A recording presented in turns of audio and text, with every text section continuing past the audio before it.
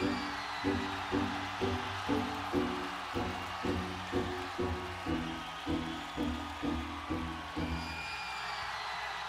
you are what you say you are, a superstar, then have no fear. The camera's here and the microphones, and they wanna know. Oh, oh, oh, yeah. Yeah.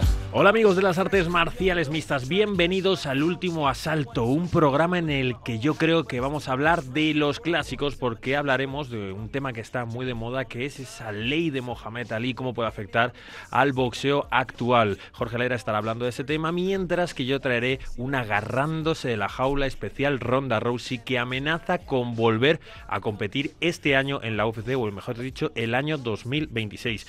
También tendremos un World Week. Si no ha habido peleas, ¿de qué vamos a hablar? De la división de peso ligero, la vamos a arreglar en un momento. Y también estará Pedro de Pablos trayéndonos sus anécdotas mejores para este evento de UFC Perth, pero también nos traerá una exclusiva que defenderá con Salah Eddine. Esto es El Último Asalto, el programa de la Radio Deportes de Combate. Nosotros arrancamos. El Último Asalto, con Gonzalo Campos y Jorge Lera. Un sábado sin UFC es como un jardín sin flores, pero aunque se cumpla hoy justo una semana, nos seguimos emocionando con una de las noticias más importantes del año para las MMA en España, el espectacular triunfo de Cher Sosa ante el imbatido brasileño Maxon Lee en las Contender Series en las condiciones más complicadas, y nos ha dado un nuevo guerrero español que entra en el plantel de la UFC. Lo que protagonizó el guerrero Guanche es una de las gestas más emocionantes que jamás hayamos vivido, Gonzalo. Una pelea espectacular por parte del Guanche Warrior, una historia que enamora, una historia de película. La gente seguro está deseando volver a verle, pero hay que darle un pequeño descanso para que madure todo lo que ha pasado en sus últimos meses, y estaremos deseando de narrar sus peleas. Y en la UFC, malas noticias, finalmente no habrá duelo entre Reinier de Ridder y Anthony Fluffy Hernández. El estadounidense se ha lesionado y la UFC ha optado por enfrentar al neerlandés con Brendan Allen para el combate estelar de la cartelera del próximo 18 de octubre en Vancouver, en Canadá. ¿Qué hacemos con ese combate? No lo teníamos en nuestro War Week, Jorge. Yo creo que es el momento ideal para que Imavov presione a la UFC y diga: venga, idme anunciando lo de Khamzat Chimaev. Y este sábado ya sí que sí, por fin regresa la acción. Nos iremos lejos, muy lejos, nos vamos a las antípodas. Vamos a ir a Perth, Australia, para una Fight Night que tendrá como combate estelar el duelo en el semipesado entre el espectacular neozelandés Carlos Ulberg y el veterano devastador Dominic Reyes. Estaremos hablando de estos dos peleadores seguro en la sección Sonrisas y Lágrimas de Pedro de Pablos. Cuidado que yo de Dominic Reyes traigo un masaje que casi le cuesta la vida. Increíble lo de este evento. Y bueno, Gonzalo, también estamos ya con muchas ganas de que empiece octubre, mes en el que vamos a poder vivir dos sensacionales eventos numerados con 4 fantásticas peleas de campeonato. La verdad es que este año, Gonzalo, ha habido un poquito de todo, pero el último trimestre de 2025 promete ser épico. ¿Cuánto estamos diciendo? 4 pay-per-views en 3 meses vamos a vivir o algo así, una barbaridad. Veremos el ascenso Islam Makhachev, a ver si consigue ese doble campeonato. Yo estoy deseando que vengan estas semanas porque, como dices, es pay-per-view y pay-per-view son todos supercombates. Y recordemos que lo de los pay-per-views se acabará dentro de poco. La UFC es increíble y por eso siempre hay grandes noticias. Grandes noticias. Ojo a esta para terminar, que es la que nos adelanta nuestro compañero Álvaro Colmenero. Aunque aún falten algunos detalles para la confirmación, todo parece indicar que Joel Álvarez estará presente en la cartelera de Río de Janeiro del próximo 12 de octubre. Según esa información, el fenómeno asturiano sustituiría a Santiago Poncinibio para verse las caras dentro del octágono con Vicente Luque. Crucemos los dedos para que esta información se haga oficial lo antes posible. Buena noticia, Gonzalo. Álvaro Colmenero, nuestro hombre de las exclusivas, que no da puntadas sin hilo, pero que yo creo que has visto que Irati el otro día le agarró una y ha dicho, bueno, es oficial que hay rumores. Entonces, si Álvaro Colmenero lo ha dicho, es que esa pelea se va a dar. Pero es verdad que lo que se ha anunciado es que estaban en negociaciones, que no lo demos todavía hasta que no haya anuncio oficial, pero lo que decimos, cuando Colmenero da una información es que va a ocurrir. Es la antesala de la noticia, como se solía decir, ¿no? La antesala de la noticia. Esto es El Último Asalto. Nosotros arrancamos. Ladies and gentlemen, give it up for the Warwick Man. Calling all calling it for the prince of the south. Kill a gabba gabba douche. I just got out. Still rapping, slapping kittens and grabbing my crotch. I'm the artist. Damas y caballeros, vamos con un Warwick muy especial porque, como ya sabéis, esta sección lo que suele ser es analizar qué es lo que ocurrió en el último evento para ver cuáles son las peleas que deberían darse con los protagonistas de ese evento. No ha habido último evento de la UFC. Me sentía tentado a hacer las próximas peleas de los españoles. ¿Qué ha ocurrido? Se ha anunciado esto de Vicente Luque y Joel Álvarez. Entonces, ya no tenía tanto sentido. Santiago Luna pedía a Lecto Puria. Echer Sosa va a descansar. Había como muchas informaciones inconexas. Digo, vamos a hacer otra cosa totalmente distinta. Y aquí un paréntesis que tengo que hacer. Dijiste tú que la pelea que había que hacer en el peso pesado era Baldo Cortés Acosta con Ante Delijac, ¿no? El croata, y fue nada, apenas pasaron 24 o 48 horas cuando la UFC la hizo oficial. Yo no sé si te escucharon, si te adelantaste a pensar lo que ellos sabían, pero no das puntadas sin hilo, Gonzalo, enhorabuena otra vez. Jorge, es como ver el futuro, no son informaciones, es simplemente que pasando tanto tiempo contigo, con Héctor, con Pedro de Pablos y con todos los de Generación MMA, es como lo más evidente es lo que va a ocurrir siempre. Y entonces tengo a traer qué es lo más evidente que va a ocurrir en la categoría de peso ligero, porque como ya sabéis, aficionados, la categoría de peso ligero es la considerada por todos como la categoría con más talento de la UFC. ¿Por qué motivo? Porque están los mejores. ¿Pero por qué están los mejores en esa categoría? Porque es el peso que casi cualquier hombre de manera natural siendo muy atlético, puede dar para luego competir. 70 kilos cortando peso es un peso que puede dar la mayoría de gente. 80 kilos en la jaula, estando definido con abdominales, es un peso al que cualquiera puede ascender. Bueno, habla por ti, ¿eh? Sí, pero sí. Es cierto que es un poco como en el boxeo, que se habla del peso medio como la categoría en la que convergen la movilidad de los pesos bajos, la fuerza y la pegada de los pesos más altos.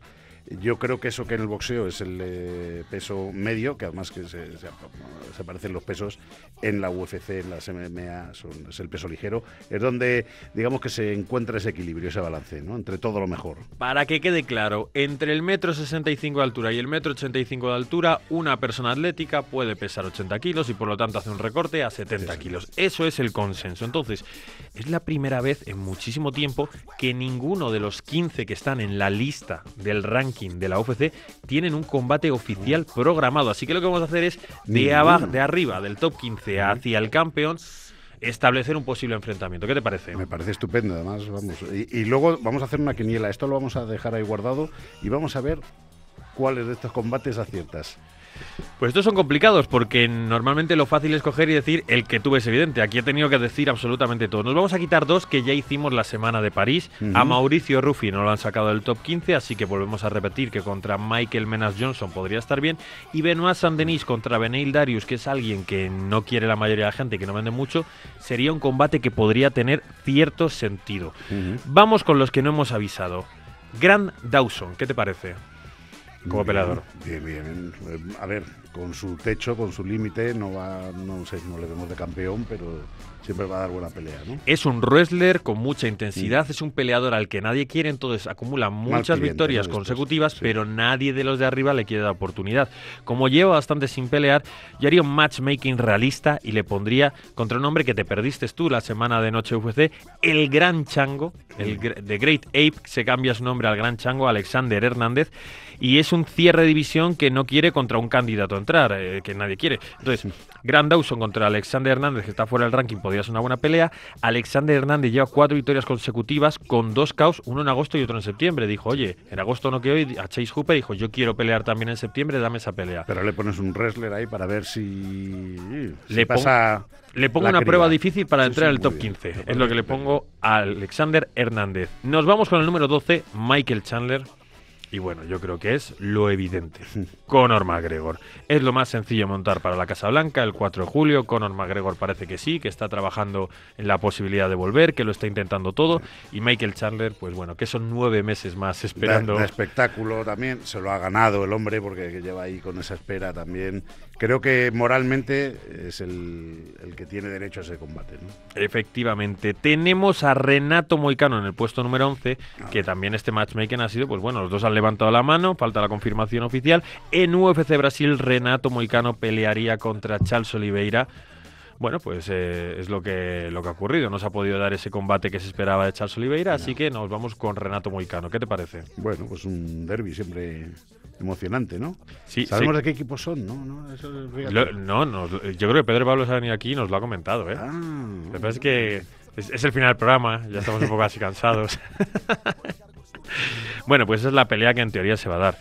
El siguiente combate va justo con el hombre que se cayó del enfrentamiento contra Charles Oliveira. El número 10 del ranking es Rafael Fisiev contra el número 8 del ranking, Mateusz Gamrot. Pelearon hace 2 años y te acordarás que Fisiev patea con la pierna derecha, golpea con el empeine en el codo de Gamrot, pero donde se hace daño es en la rodilla izquierda, se cae y se acaba la pelea. Gana Mateusz Gamrot.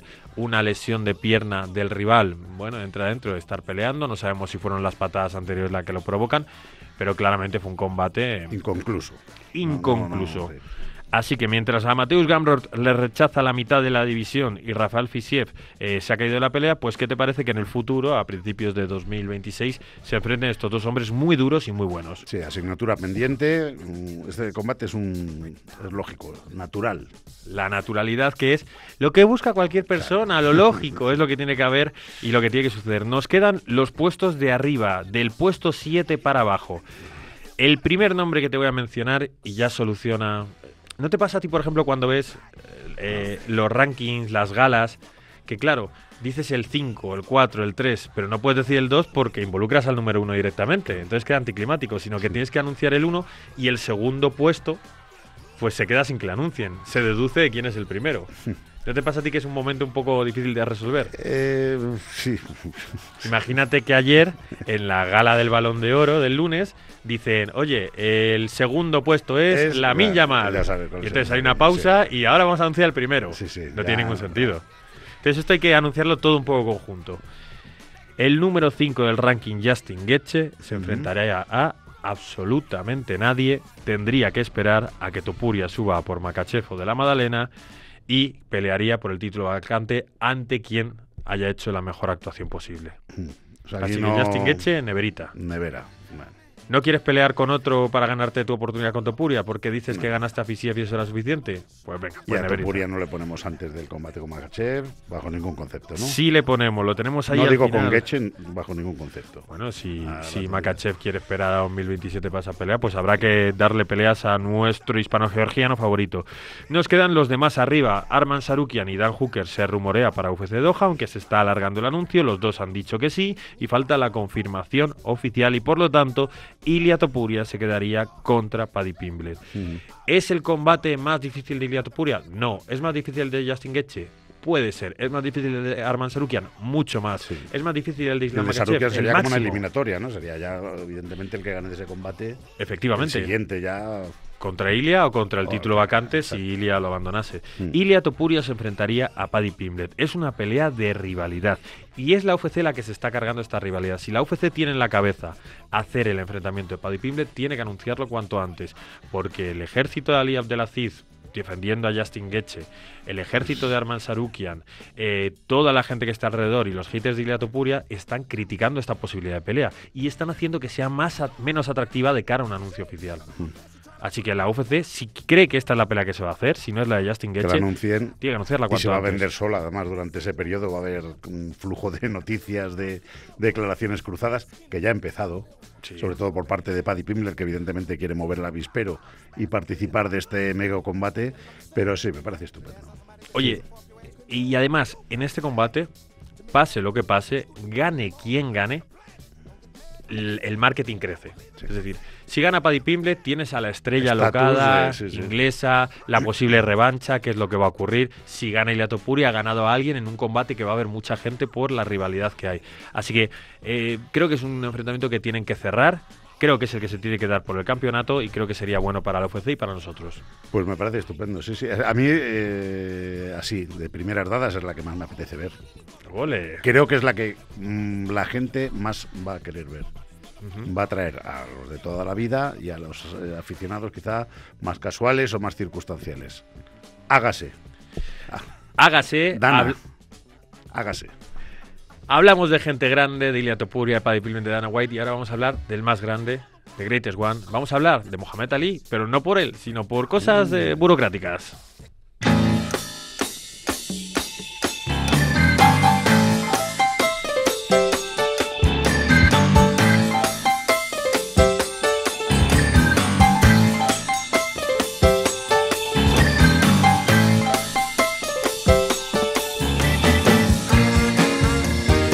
Jorge Lera, ¿cuánto se aprende estando a tu lado? Hoy he venido acorde a tu sección. Sí, señor. Y fíjate que al principio no lo había visto y qué bonita ahí la camiseta, el que la pueda ver, el que no esté viendo a través de YouTube.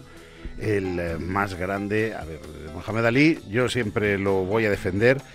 El mejor deportista no se puede eso defender porque es una cosa más o menos subjetiva, eso es, cada uno opina lo suyo, pero que es el más importante, el que más impacto ha tenido en la sociedad de su época, el más grande en todos los niveles, no solo deportivos, yo creo que sí, porque es un hombre que ha marcado una época, que definió una era no solamente en el deporte, sino incluso en la historia de la sociedad americana, ¿no? Todo lo que pasó. Entonces es un fenómeno. Fíjate además, si es importante. Exacto.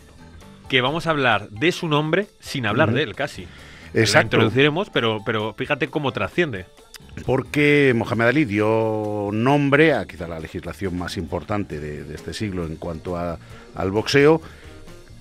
Y esta entrada de Dana White, de Turki Al-Sheikh, de TKO, de todo este conglomerado de Zuffa Boxing, quieren cambiar cosas en el mundo del boxeo, para lo cual tendrían que cambiar el estatus jurídico en Estados Unidos. Entonces lo vamos a explicar muy rapidito, pero para que se entere, porque hay mucha gente que estos días ha estado hablando, no, Dana White quiere cambiar las leyes del boxeo.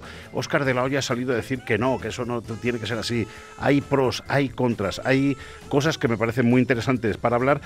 ¿Por qué? Pues todo esto ocurre en principio porque el boxeo es el único gran deporte de masas que no está regulado por una liga, por una federación, por una asociación.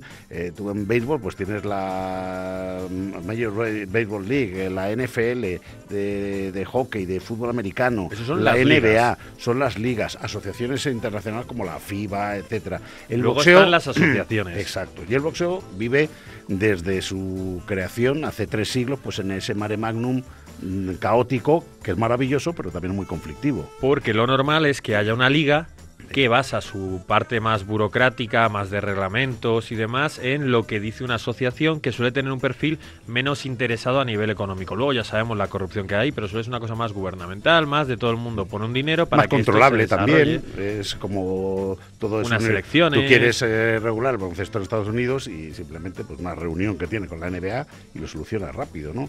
Ese baloncesto profesional por lo menos. Entonces esto ha creado pues que el boxeo siempre se haya movido ahí en una especie de caos.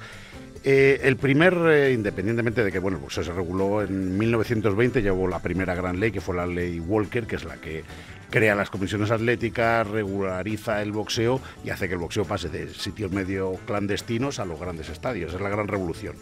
Pero nos vamos a ir al año 96, que es la primera gran norma que es la ley que está vigente, que se llama Professional Boxing Safety Act, que lo que buscaba era evitar una serie de abusos, conflictos de poder. Lo que buscaba era transparencia económica, evitar los conflictos de intereses, e intentar evitar la explotación, en este caso de los boxeadores. Había gente como Don King que decía, no eran monopolios porque había más promotoras, pero Don King decía, yo tengo al campeón firmado como promotor y al aspirante lo tengo firmado como promotor.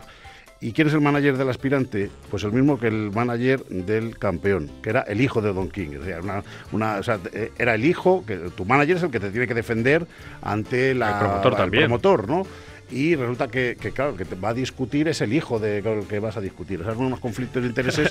Entonces, esa ley, la Professional Boxing Act, intentó evitar todo esto. Pero, ¿no? Jorge, a mí lo que me parece alucinante es Claro, tú desde tu poder burocrático de no sé quién propondría esto, tienes que intentar ganar a los estamentos donde se mueve el dinero, porque no va a coger el peleador representado por el hijo de Don King y en la promotora de Don King y decir, sí, apoyo esta ley, porque sería un choque directo. Entonces, a mí lo que me parece genial es cómo una persona, un grupo de personas pueden hacerse una fuerza para llevar una ley, hacer que se Exacto. Luego vamos a explicar, eso lleva unos filtros y es un proceso largo. ¿Qué ocurría también? Que había lo que se llamaban las opciones y esto lo limitó. Es decir, yo soy el campeón, tú eres el aspirante, ¿quieres hacer el título conmigo? Venga, lo hacemos. Pero tú me vas a firmar a mí que si me ganas, los 3 próximos combates que tú hagas, tus 3 próximas defensas, las vas a hacer conmigo de promotor y además ya te voy a poner el precio. Entonces tenías que pasar por el aro. Qué abusivo. Entonces, había cosas muy abusivas. Luego también había un fallo de registro, es decir, yo boxeaba en Nueva York, yo soy un jornalero, a mí me noqueaban y yo me ponía una sanción en Nueva York, pero yo a los 2 días estaba boxeando en Wisconsin. Una cosa es que todo esto se evitó, era sobre todo seguridad en el boxeador, protocolos para las veladas, protocolos médicos, de exámenes médicos, fue un gran avance. Eso es del año 96. Y en el año 2000 esa misma ley se hizo lo que es la reforma, ¿no? La Muhammad Ali Reform Act, que lo que iba era encaminada pues precisamente a esa transparencia, ¿no? Que no hubiera contratos tampoco que fueran injustos, se buscaba la equidad, todo ese tipo de cosas se hizo con esa normativa que la llevó adelante sobre todo el impulso de John McCain, del famoso senador McCain, que luego optó a la presidencia. Entonces lo que evita explotación injusta, es como un paso más de esa Safety Act. Que es muy curioso porque John McCain, muy defensor del boxeo, exacto, muy crítico con las MMA. Exacto, era el que dijo, él había sido boxeador, héroe de guerra, fue prisionero en Vietnam, candidato a la presidencia, entonces él quería reformar el boxeo, pero es que el que decía, pero la UFC no, que esto es como human cockfighting, ¿no? Como es como pelea de gallos. También eran los años en los que pegaban cabezazos, hacían de todo. ¿Y esto? Hoy seguramente sería distinto. Bueno, cuando él lo dijo, lo de los cabezazos, yo creo que se estaba evolucionando y ya se estaba pasando. Además, esto es justo el debate interno que tú tienes, que a ti no te gusta, que es con todo lo que hemos luchado para conseguir que el boxeo sea aceptado, ¿por qué los que han hecho esa lucha ahora no quieren que las MMA sean aceptadas? Es como, para unas cosas sí, para otras no. Apóyanos también la gente del boxeo. El caso es que yo creo que, ahora lo que intentan crear es eso, ¿no? Ese tipo de... sobre todo esta Muhammad Ali Reform Act, además de todo este tipo de que sea, pues intentar que los rankings sean justos, todo este tipo de cosas, acepta el sistema de los 4 organismos, que además es que no están ni siquiera radicados en Estados Unidos, y lo que evita... Y eso es que es la madre del cordero, es que lo que evita es que un promotor pueda tener su propio campeonato, restringe muchos de los contratos en exclusiva, es decir, evita que exista una UFC dentro del boxeo. Entonces, ¿ahora qué ocurre? Pues que hay 2, con el apoyo de TKO, por el apoyo yo creo que implícito de Donald Trump, hay 2 senadores, además son 2 tipos muy curiosos, uno es Brian Jack, que es republicano de Georgia. La otra congresista es de Kansas y es demócrata, que se llama Sharice Davids, que es además un perfil muy curioso porque es abogada, es la primera congresista afroamericana abiertamente lesbiana y fue peleadora de MMA, hizo también combates amateurs, combates profesionales, que luego lo dejó para volcarse en la política. Vaya perfil, ¿eh? Entonces un perfil muy, muy, muy interesante. Y entonces, pues están buscando lo que se llama la Muhammad Ali American Boxing Revival Bill, que es como una enmienda a la ley Muhammad Ali, pero bueno, es una enmienda casi podemos decir a la totalidad, ¿no? Porque entonces han buscado como 2 cosas, es decir, vamos a buscar unos mínimos de dinero, unos mínimos de seguro, que está bien, que tampoco van a cambiar, yo creo que eso es lo cosmético, porque hablan, $150 por asalto, bueno, eso pues ya se gana, o sea, prácticamente, eso no va a suponer nada. Pero ¿cuál es la madre del cordero? Que lo que incluyen es decir, vamos a aceptar que en el boxeo pueda existir lo que llaman UBO, Unified Boxing Organization, que es decir, una UFC, es decir, yo soy promotor, firmo mis boxeadores, tengo mi propia liga, doy mis propios cinturones, no como un sistema que vaya a sustituir al actual, sino como un suplementario. Entonces ahí es donde la gente se está levantando y diciendo, no queremos una UFC dentro del boxeo porque no va a funcionar igual. ¿Quiénes no quieren? Yo creo que muchos peleadores... Te voy a dar una serie de datos. Por ejemplo, una de las cosas que se critica a la UFC, que de hecho ha tenido que pagar 375 millones por una ley antimonopolio a los propios expeleadores, es decir, es muy pequeño el porcentaje que vuelve a los boxeadores en cuanto a los ingresos y beneficios. Por ejemplo, la NBA está en torno al 50-50. Y la UFC era algo así como 12-88. Sí, entre el 12 y el 15 más o menos. Entonces, esto es una de las cosas que se cree que puede ser perjudicial. Otra, ¿por qué funciona la UFC, este sistema en las MMA y no funcionaría en el boxeo? Porque creo que la UFC es tan grande, tan hegemónica, que está claro que el campeón, el mejor peso pesado del mundo es Tomás Pinal. El mejor peso ligero es Ilia Topuria. No hay nadie fuera de la UFC que pueda decir que soy mejor peso gallo que Merab Dvalishvili, ¿no? Pero Tomás Pinal existiendo John Jones y Ilia Topuria existiendo Islam Makhachev. Te has ido a los dos más controversiales. Bueno, no, pero están todos dentro de la UFC, digamos, sí. ¿Vale? ¿No? O sea, que el campeón de la UFC es el mejor del mundo, sí. Es el mejor del planeta. ¿Qué pasaría si ahora a PFL viene un señor con mucho dinero y te dice, voy a fichar de la UFC a 5 tíos de entre los 15 primeros de... Ya te crea 2 compartimentos estancos y ya no vas a saber quién es el mejor. Si ya en vez de 2 son 3, porque en el boxeo al final, ¿quién es el mejor semipesado? Beterbiev o Bivol. Uno es campeón del consejo, otro de la asociación, uno con una promotora, otro con otra, pero al final se enfrentan. Tardan, pero se enfrentan. Y en la UFC eso no ocurriría, no es tan fácil. No puedes ¿no? hacerme esto, Jorge. Es exactamente el argumento contrario al que se lleva atacando siempre al boxeo, que los mejores no se enfrentan con los mejores. Y en la UFC están los mejores y sí se enfrentan entre ellos. Ahora sí, no digo que ahora sí funciona porque están los mejores y se enfrentan los mejores, los rankings son los más serios y la UFC funciona como un clavo. A mí me encanta cómo funciona. Pero digo, si hubiera 2 organismos más, PFL, imagínate, y Bellator que siguiera con grandes campeones y tú no supieras cuál de los 3 es mejor. Esa es la situación actual del boxeo. Es un poco, sí, pero no son tan compartimentos estancos, porque al final puedes cruzar. Se pueden cruzar y creo que eso es quizá lo que la gente tiene miedo. Además, oye, los pagos, dicen, joder, pues es que estás hablando, el pago de John Jones con Miocic, ¿cuánto fue? Oficialmente 6 millones y pico. Podría llegar a 10, a lo mejor con... Usyk con Dubois son 132, Canelo son 150 millones. Estamos hablando de 150 frente a 12. Entonces, eso es quizá lo que mueve a que la gente diga, oye, vamos a ver si llegamos ahí a un... Lo que mueve a que los peleadores, que son los que se llevan ese dinero al bolsillo, porque el aficionado realmente lo que quiere es que no haya que esperar 5 años para ver la pelea de boxeo más lógica que tendría que haber por problemas entre promotores. Exacto, y problemas. Ahora estamos en la época de Turki Al-Alsik, Jorge. Sí. De esto yo nunca voy a saber ni una décima parte de lo que tú sabes, pero esta es la época de Turki Al-Alsik en la que los combates se están dando porque hay un hombre que pone el dinero y ese es el que va a hacerlo. Que es otro problema también. ¿Qué pasará cuando el Turki Al-Alsik se canse, se vaya, se jubile? Por suerte están creando una liga que hará que eso no ocurra. Pero ¿y esa liga va a tener a todos los grandes boxeadores o va a ser una liga de promoción? Es que ese es el problema. Si fuera una liga hegemónica que dice ¿quiénes son los mejores? Yo aquí saco el billetero. ¿Quiénes son los 15 mejores pesos pesados del mundo? Estos 15. Uno detrás de otro lo ficho yo. Podría funcionar. Vale, pero ¿y quiénes? Si no llega en ese momento... Si no son estos dos, si no es Dana White con la capacidad organizativa de la UFC y Turki Al-Alsik con la capacidad de haber hecho me lo invento, corrígeme si me equivoco, de las últimas 10 grandes peleas, 7 él las habrá gestionado, si no las 10. Sí. Si no son estos dos, ¿quién va a cambiar ese problema que siempre habéis dicho los aficionados del boxeo?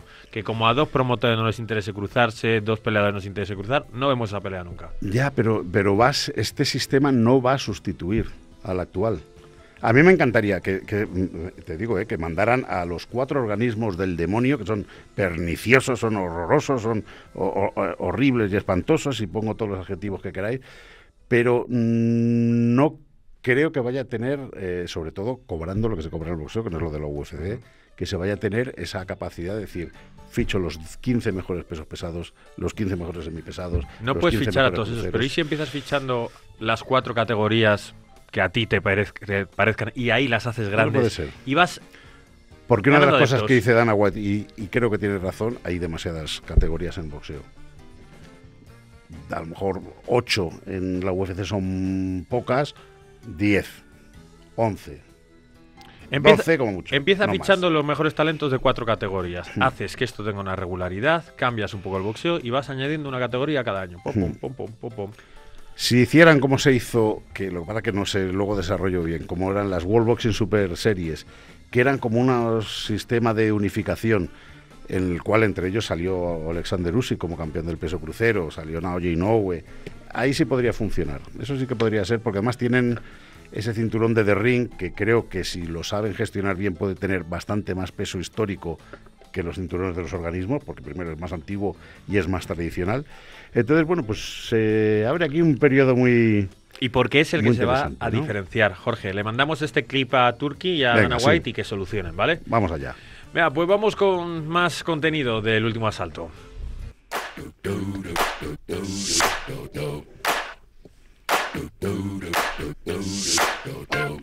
Hoy se nos está agarrando de la jaula Ronda Rousey. This shit that ice cold. Michelle fight for that white gold. This one for them hood girls, straight masterpieces. Stylin', wildin', living it up in the city. Got Chuck's on with Saint Laurent. Gotta kiss myself, I'm so pretty. I'm too Programa clásico del último asalto en el que hemos hablado de la historia del boxeo, que es el tema que más hablamos cuando hablamos de boxeo, y ahora hablamos de la historia de las MMA, la que fue la gran promotora como actriz, como personaje, elemento de las MMA femeninas. Ronda Rousey amenaza con volver a la UFC, a las Amenaza, peleas. es el verbo que lo has elegido ahí con... Amenaza.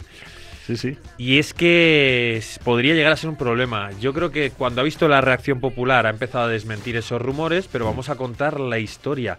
Y Jorge, no me suele pasar esto, pero hay que hacer un contexto porque la última pelea de UFC de Ronda Rousey es de diciembre de 2016. Puede ser que el 10 años, 90% de nuestros oyentes no haya visto, no sepa quién es Ronda Rousey o no haya visto una pelea en directo de Ronda Rousey. Sí, es increíble por el tiempo que ha pasado, ¿no? A mí vas a desarrollarlo tú, pero me suena un poco a eso de combate de veteranos, más un happening que realmente una competición, ¿no? Porque ha pasado tanto tiempo, pero esta mujer ha sido la gran revolucionaria. Por cierto, es la única no boxeadora que ha aparecido portada en la revista de Ring en su día. Ronda Rousey fue portada de la revista de Ring. Nunca ningún peleador, ni peleadora de MMA, ni de la UFC había aparecido en esa portada. Porque Ronda Rousey tiene el mérito de haber sido la persona que más cobraba de la UFC entre los peleadores, siendo una mujer, cuando 2 años antes Dana White había dicho las mujeres nunca pelearán en la UFC, y 2 años después era la que más cobraba de todos ellos en el periodo de tiempo entre Brock Lesnar y Conor McGregor. Sí, es una... Bueno, pues una superfigura, ¿no? Por encima de... pues lo más parecido a lo que ha sido Conor McGregor más recientemente ha sido Ronda Rousey, ¿no? Sí, fue precursora de las MMA femeninas. Se habla de esta posible vuelta de Ronda Rousey, incluso quizás para la Casa Blanca, aunque podría ser más bien el final de 2026. Y se habla porque algunos agentes relacionados con la UFC están hablando de este tema, y ella ha hecho una publicación en Instagram que ha movido a muchos de sus seguidores y que han empezado a sacar este rumor. ¿Quién es Ronda Rousey?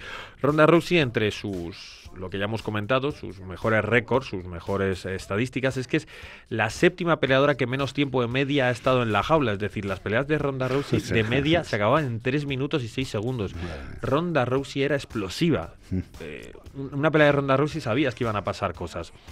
Luego también es, en cuanto en el ranking histórico de la categoría de peso que ella reinó, la de categoría de peso gallo, es la que más sumisiones ha conseguido en esa categoría, con 3, la que más bonos de la noche ha conseguido, con 7, la que mejor knockdown de promedio tenía por 15 minutos. En 15 minutos Ronda Rousey te sentaba 1,21 veces, la segunda es Amanda Nunes con 0,51.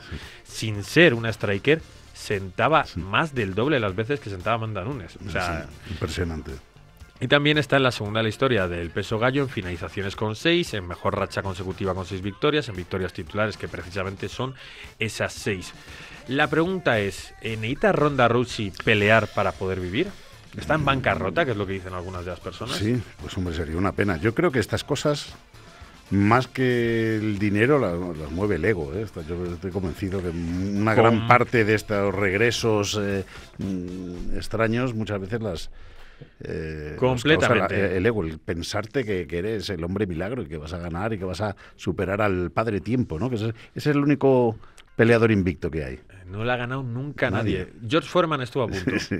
Le ganó un par de asaltos, sí. Pues a la pregunta no, Ronda Rousey tiene dinero de sobra para montar 4 pequeñas empresas, para comprar pisos que le hagan vivir cómoda el resto de su vida y además tiene la popularidad suficiente para tener roles en programas menores, realities, seguir haciendo anuncios hasta que tu caché llegue a 0. Entonces Ronda Rousey no necesita el dinero. Sabemos que tuvo un pasado turbio con la salud mental, en su primer libro lo explica muy bien, esa presión de los Juegos Olímpicos, de su papel como judoka, que no conseguía ese oro, todo eso lo ha vivido ella, entonces es más bien un tema mental, un tema del ego. ¿Cuánto dinero ha ganado ya Ronda Rousey? Bueno, para empezar, se calcula que su fortuna entre UFC y el merchandising de la UFC ascendió a 18 millones de dólares. El de la WWE, que claro, recordemos, después el de la siguiente UFC, paso, claro, se va a la lucha libre como una mega estrella y está 6 años. Es verdad que en la WWE es muy fácil llegar como el mejor y luego ser un peleador que pierde porque es parte de la cultura del gimmick, de la historia que hay detrás, pero se calcula que hizo entre merchandising y sus peleas 12 millones de dólares en la WWE. Entonces tendríamos fortuna total de peleas 30 millones sin entrar a lo que era sus pagos olímpicos como judoka, porque imaginamos que eso iría más justo, pero además ha hecho publicidades en esta etapa con marcas como Reebok, Monster Energy, Carl's Jr., Metro PCS, Bud Light. Me estoy dando cuenta ahora que no debería mencionar estas marcas. No, pero era de marca deportiva, era una de las imágenes más importantes. Claro. Y luego un montón de videojuegos, o sea, estas 7-8 campañas, pues también son millonarias. ¿Qué pasa? Que Ronda Rousey tiene prisa. Ronda Rousey ha tenido 2 niñas, tiene 38 años y dice que planea tener más. Entonces, si quiere hacer este canto de cisne, tiene que ser ahora. Sí. Porque no va a tener las niñas con 42, claro, más hijos. Y no va a dejar ahí a la canguro con las niñas. Me voy a la Casa Blanca a pelear. No, tiene que ser una y fuera.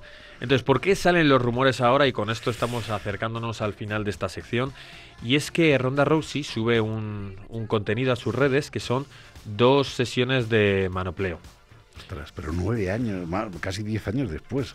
Casi 9 años, tienes razón. El primero es un manopleo que a mí me parece, la vez que lo he visto de refilón, que está bien hecho, pero claro, no es el de una campeona de la UFC. Y el segundo, todo en el mismo vídeo, se nota una mejora evidente. El texto reza, de 8 semanas después a tener el bebé, a 8 meses después, habiendo estado, apartada 8 años, a cómo estoy 8 meses después del parto y buscando mi amor por este deporte de nuevo. Dice, soy consciente en el primer manopleo da la vergüenza de cómo he ido hacia atrás en mi nivel y honestamente estaba intentando dando lo mejor para no mearme en mis pantalones porque hacía 8 semanas que había tenido un bebé, entonces haciendo esfuerzos con el core y demás, pues era lo que pasaba. El segundo clip es de ayer y nunca me lo he pasado tan bien entrenando este deporte como me lo estoy pasando ahora mismo. Yo creo que ese remate, bueno, primero que haya estado 8 meses entrenando, da la sensación de que aquí hay algo, porque está entrenando 8 meses este deporte. Segundo, nunca me lo he pasado tan bien como ahora, indica, hombre, pues si te lo estás pasando bien, igual es que quieres pelear. Que has recuperado la chispa, el fuego ese, ¿no? El decir, quiero competir. Y además esta gente... es que no es que le guste la práctica deportiva, que evidentemente van a seguir siempre practicando deporte, siempre entrenando. Es que lo que les gusta es la competición, la adrenalina de competir, de sentirse mejores, de superarse a sí mismo. Eso es muy difícil, gestionar. Es el ver los mejores momentos de UFC y esperar tu momento y que no aparezca. Decir, ay, no estoy en este clip. Las mejores campeonas recientes hoy y no estoy en este clip. O estar viendo un combate y decir... Tío, esta tengo que ganar. Yo están diciendo que es la mejor. Yo creo que esta la agarro y la gano. Era Kayla Harrison retar a Amanda Nunes y nunca... Y todo el mundo hablando de Kayla Harrison, que qué maravilla, que ganó también en los Juegos Olímpicos, que es judoka, la nueva Ronda Rousey. Y yo creo que todo esto te te remueve, ¿no? Te remueve. Y hay un hombre que es experto en remover y a nosotros nos viene súper bien porque coge de El cualquier removedor. rumorcillo pobre y nos lo hace noticia en medios y ya podemos analizarlo. Entonces podemos decir los mayores disparates del mundo. Y ese otro, que no es otro que Chael Sonnen, que decía que Ronda Rousey iba a volver para pelear con la ganadora de Amanda Nunes contra Kayla Harrison siempre que la ganadora sea Kayla. Es lo que la gente del entorno de Ronda están diciendo, ¿vale? Si Ese es sería el Amanda, papel. ¿no? Si es Qué Amanda, extraño, ¿no? ¿no? Qué extraño. Como si Kayla fuera... Esta no es mi sustituta, aquí a lo mejor sigo siendo yo. Claro, Por ahora el pasado en llegamos a ese judo punto. olímpico, ¿no? Es que está todo relacionado. Dice, es un rumor, sin embargo, y si estas palabras llegan a Kayla, que Ronda ha dicho esto, podría haber unos sentimientos encontrados, ya que ellas dos se conocen, estuvieron trabajando juntas, por eso el equipo olímpico de judo, y se supone que tienen algún tipo de relación, de vínculo entre ellas. Ya sabes cómo es esto, quiero decir, por mucho que dos personas entrenen y sean colegas, una carrera deportiva de primer nivel pesa mucho más que una pequeña amistad. Harrison y Rousey compitieron una vez en judo, con Rousey dominando ese encuentro en los campeonatos de Estados Unidos de 2005, fíjate, 20 años atrás. Ambas ganaron medallas olímpicas en judo antes de pasarse por completo a las MMA.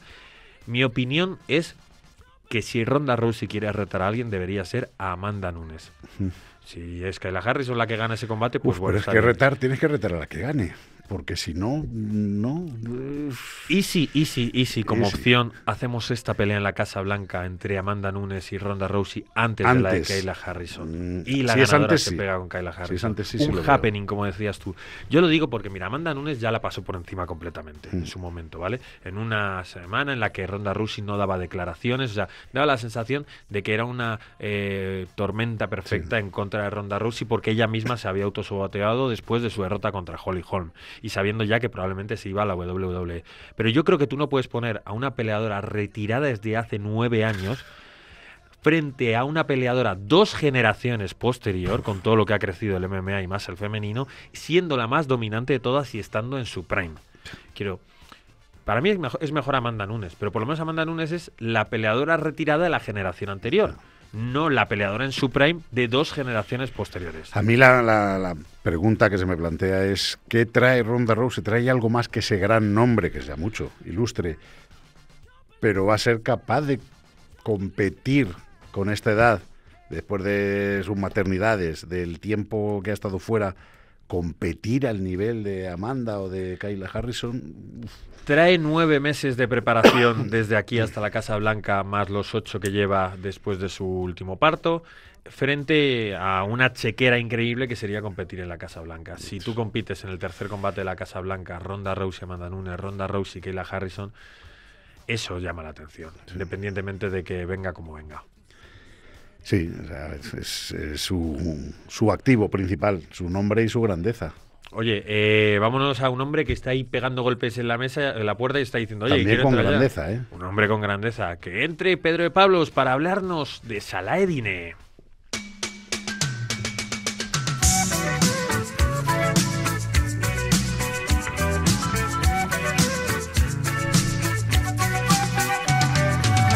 Traveling in a fighter combi on a hippie trailhead full of zombies.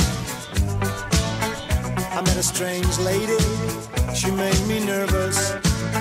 She took me in and gave me breakfast. And she said, do you come from a land down under?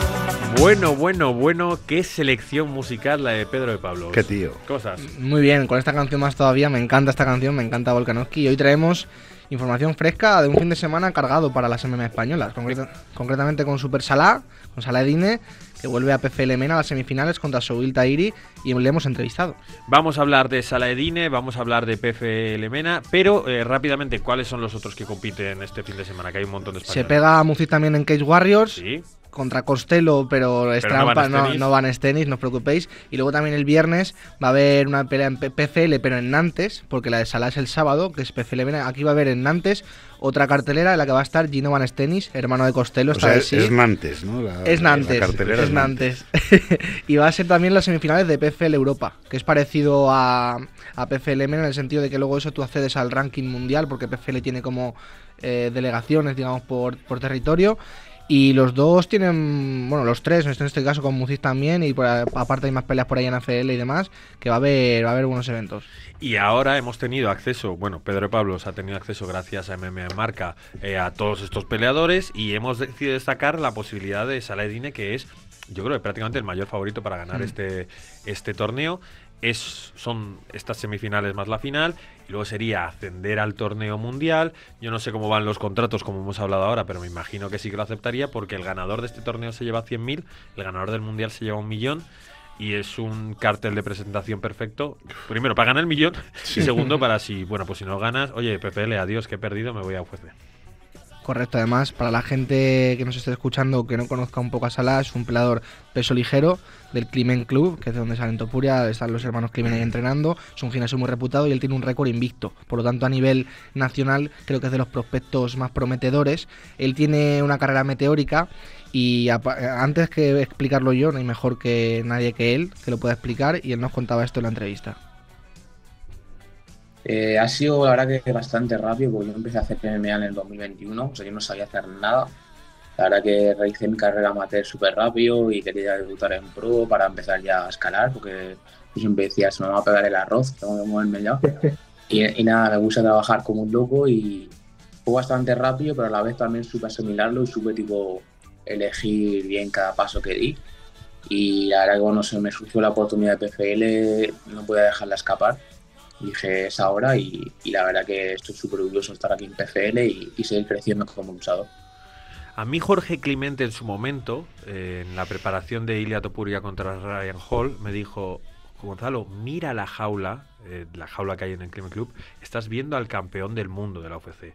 No le creí. La otra persona con la que me ha dicho esto es con Salah Eddine. Es que es un peleador muy bueno, muy completo, que últimamente, para mí de manera injustificada, ha recibido ciertas críticas porque no siempre ha finalizado, aunque haya dominado en el suelo. Para mí me parece que sus actuaciones son siempre dominantes, aunque no finalice.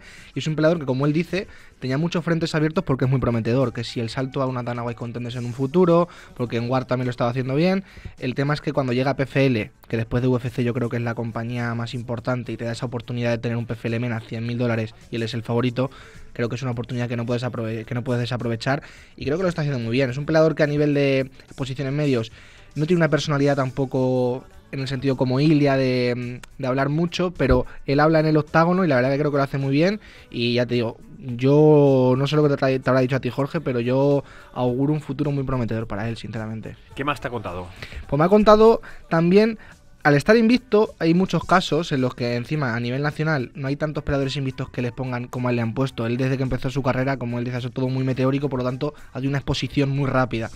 Y yo le pregunté acerca de este récord invicto y de qué supone para él ser de las grandes promesas de España, con todo el peso que eso supone. Y él nos comentaba sorprendentemente esto. Como bien has dicho, la verdad que en mi caso me sirve bastante de ayuda. La presión puede ser un arma de doble filo, puede ser todo lo contrario, que te genera ansiedad, estrés y que vengan cosas negativas que no puedan hacerte sacar tu máximo potencial. Pero yo en mi caso la verdad que he aprendido a manejar eso y me motiva día a día a seguir trabajando y a darlo todo, porque la verdad que teniendo esa presión es como, sé que no me puedo relajar y nada, a por todas. Me relajaré ya cuando dé el peso, gane la pelea y ir a comer con la familia, pero de momento a darle caña. Qué mentalidad de tiburón, ni Ferran Torres, Pedro. Y además se enfrenta a un rival, obviamente es el claro favorito, es un rival que ya tiene derrotas, pero que tiene experiencia en PFL. No tiene ni una ni dos peleas, tiene 4, o sea, es un peleador que ya está curtido. Él sabe del peligro que tiene este rival, porque es un peleador que ha peleado ya contra el campeón en su momento, que tiene combates con mucho bagaje. Sin embargo, él dice que el ruido ajeno no le importa mucho, y es sorprendente porque, ya os digo, a lo mejor hay cierta gente que no conozca a Super Salah, pero él es de los peleadores, de los prospectos que más nombre tiene. A nivel, sacando peleadores de UFC, de PFL, es de los peleadores con más caché, digamos, a nivel nacional. Y él, sin embargo, tiene los pies en la tierra y es consciente del rival que se enfrenta y sobre todo de lo que quiere hacer en este combate. Es un subil, es un tío, la verdad, que bastante completo, lo veo bien arriba y abajo. Y como tú bien has dicho, es bastante experimentado, ya ha peleado incluso con el campeón y ganó, creo. Tiene mucha experiencia, ha peleado mucho internacionalmente y la verdad que va a ser una pelea muy buena. Yo creo que va a ser la pelea de la noche y vamos a por la finalización. Yo voy a ir a empezar del primer asalto a intentar finalizar y y no prometo porque no me gusta prometer, pero yo me digo a mí mismo que va a ser una finalización en primer asalto. Hombre, es lo que se espera siempre de cualquier premonición. Si te llega a decir, bueno, igual gano por decisión, así, amarrando la pelea, pues te vienes un poco abajo, ¿no? Sí. Con un combate. Sobre todo lo que dice, porque, como comentaba antes, hubo cierta crítica. No entiendo por qué, porque había habido un par de combates que no había finalizado. Él está acostumbrado a finalizar, dominar, someter, y la gente le empezó a criticar. Bueno, es que esta típica corriente que hay ahora mismo, el síndrome de Chimaev, que dicen es como dominas en el suelo y es aburrido. Y le pasó un poco eso y él dice que ahora tiene claro que él quiere ir a por todas, aunque al fin y al cabo yo creo que en este torneo no es una gana de White Contenders. Aquí lo importante es vencer, aunque sea a puntos, siendo dominante y conseguir el billete, los $100.000 y el billete a PFL Mundial, que es lo que tú dices, ahí ya hay 1 millón en juego y creo que él sinceramente puede ganar también el PFL Mundial perfectamente. Es una pena lo de PFL Mundial porque el nivel es tan alto, son todo como peleas de la UFC, que realmente son todo peleas de UFC y siempre hay alguno que sería un buen top 15 de la UFC. Entonces es muy difícil ganar ese campeonato y sin embargo si no consigues ganarlo se te cierran un poco las puertas de la UFC y si lo ganas también se te cierran. Para mí personalmente, que sabéis que soy aficionado a la UFC y que no veo PFL, no sé quiénes son sus campeones actuales salvo Costello Van Stenis y Dicheva. Fíjate, el otro día ante Lilla decía, ¿por qué me suena tanto? Claro, porque era el campeón de PFL. Sí. La realidad es que si después de PFL MENA él consiguiese cortar el contrato con PFL, seguro que tendría un hueco directo para la UFC y a mí es lo que a mí me interesa para Saladine, que no sé si es lo que le interesa a él. A él también le interesa otra cosa, que no sé si podía contar tanto, porque le ha dado como un poco, no exclusiva, pero ha dado cierto adelanto con el tema de PFL España. Y es que Costello, como tú bien has dicho, es campeón de peso medio, está Gino también en el torneo de peso ligero de Europa, está Salah. Y él dio cierto adelanto sobre un tema como es PFL España, que creo que está más cerca de lo que la gente se piensa. Yo creo que en España está casi filmado que van a venir. Está casi filmado, solo encontrar el sitio, el lugar y fecha y ya está. Pero yo creo que ya está hablado y van a venir y va a haber un evento, la verdad, que bastante guapo. Van a haber bastantes representantes aparte de nosotros y va a estar bastante chulo. ¿Y dónde se ubica esto dentro del sistema de torneos? Claro, no sé si va a ser un tema aparte cuando se acaben los torneos que están haciendo. No sé si quieren hacer una cartelera centrada en peleadores españoles, pero peleas aisladas, con el tema de Salah y Gino. También... Siempre tienen peleas aisladas, pero si Saladine gana su pelea y tiene que hacer la final, pues no puede hacer la final y luego un combate más en España, así seguido. No sé si se quieren esperar ya te digo, a que acaben los torneos, él sea campeón, por ejemplo, en un caso hipotético de PFL MENA, y antes de dar el salto al PFL Mundial diga, vale, te ponemos un oponente aquí en PFL España. También estaba el caso de Nock, que creo que dijo que si venía a PFL España quería pelear por el tema de los hermanos Van Steen y que se vayan con ellos. Pero hombre, yo intuyo que si viene aquí PFL España sería centrarlo todo en una revancha entre Costello y Eblen o en un Costello contra Fabian Edwards, el hermano de Leon Edwards, que es el claro candidato, el siguiente peleador en la cola. Y supongo que será centrado en eso y luego alinearlo con otros peleadores del roster que sean españoles. Pues mira, PFL sí que cuadraría en el Royce Arena, este estadio tan increíble que están haciendo, y que se empeñan en llevar una campaña de publicidad de que es el sitio donde va a ir la UFC, que no es donde va a ir la UFC, pero ahí sí que tendría sentido, ¿no? Por los peleadores que estamos mencionando y por dónde se ubican. Oye, Pedro, no hay tiempo para más porque hay que hacer tu otra sección. Hombre. Así que vamos a darle caña porque nos vamos a sonrisas y lágrimas.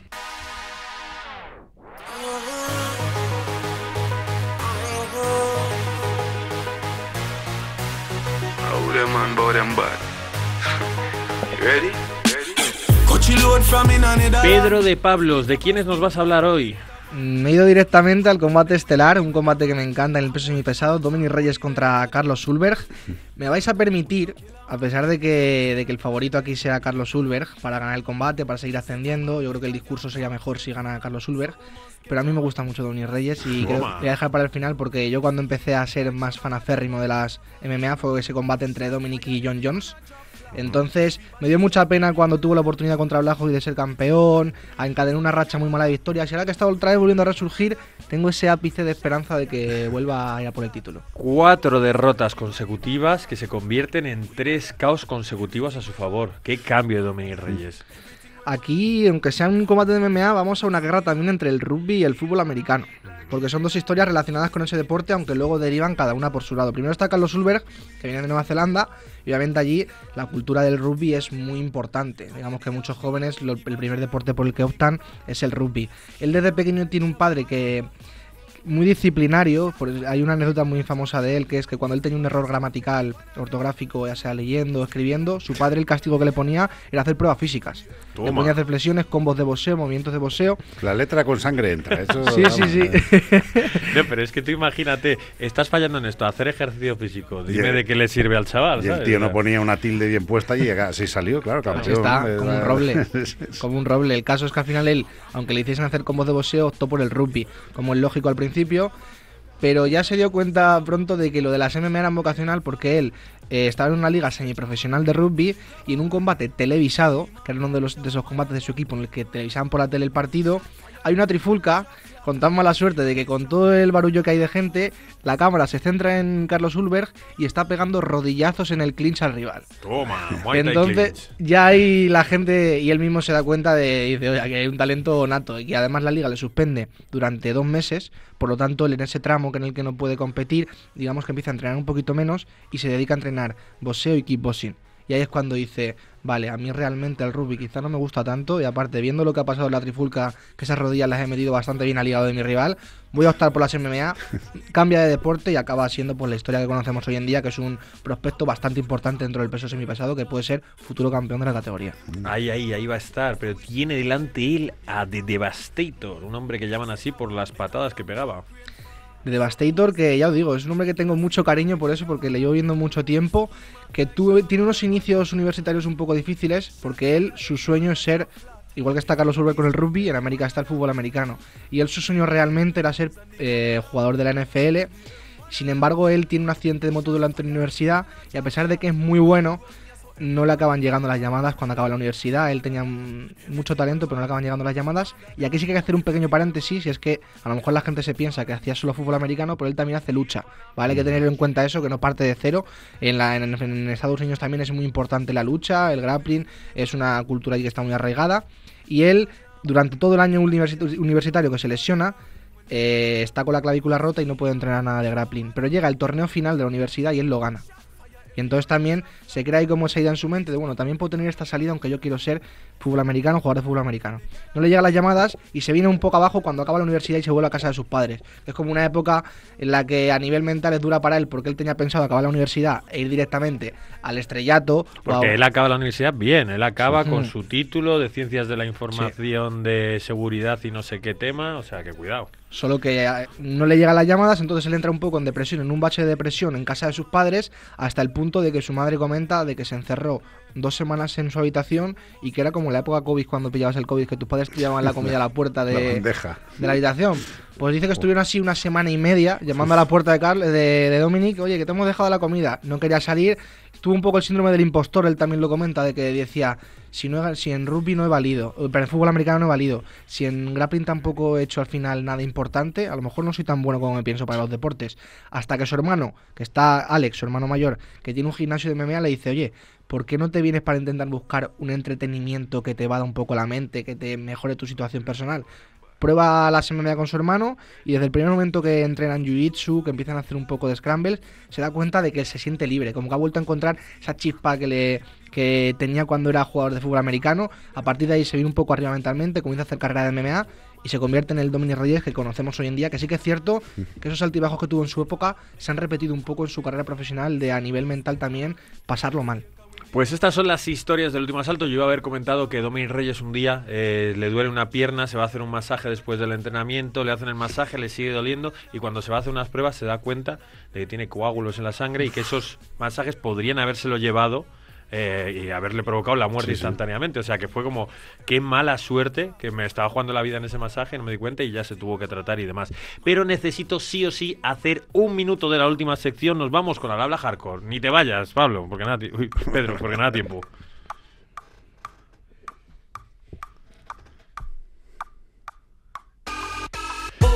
Pedro, perdóname, es que Pedro de Pablos, Pablo de Pedro. Pavlovich. Bueno, pues nos vamos muy rápido porque nos decía un usuario que se llama Ted Banding en un comentario que tenía 14 likes, es decir, esto era, la gente lo está apoyando. Qué pesado es Gonzalo con el tiempo y la moto. Que esto solo lo consumimos los hardcore fans, joder, que dure lo que tenga que durar si ahora la moda son los podcasts largos. Esto es lo que ocurre cuando no pongo la moto, que yo iba a haber hablado 7 preguntas con vosotros y al final solo me vale para decir... esto dura 1 hora. Es un programa de Radio Marca, por mucho que vosotros lo veáis en YouTube. Se nos ha calado la moto. Entonces, si tiene que durar 1 hora, no hay más, porque yo no puedo coger y decirle a todas las estrellas de Radio Marca que no suenan. Esto es El Último Asalto. Muchas gracias por estar con nosotros. Nos vemos la semana que viene. Chao.